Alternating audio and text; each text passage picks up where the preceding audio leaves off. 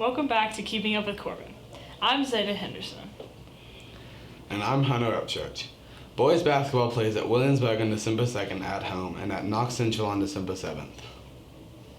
Auditions for the spring play It's a Bird, It's a Plane, It's Superman will be on December 5th and 6th. You can pick up audition packets in the office and they must be turned in by December 3rd. The choir concert is at 2 p.m. on December 8th in the CMS gym.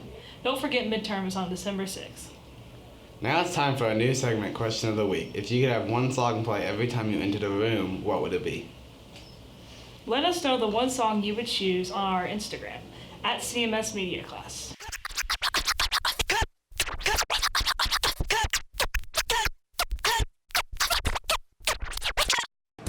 Tuesday's Gone by Leonard Skinner.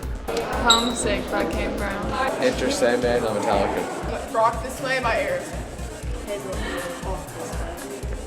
Walk This Way. It would have to be Hank Williams' Love Sick Blues. There's nothing else better than that. She Dropped the Bomb on Me by the Gap Band.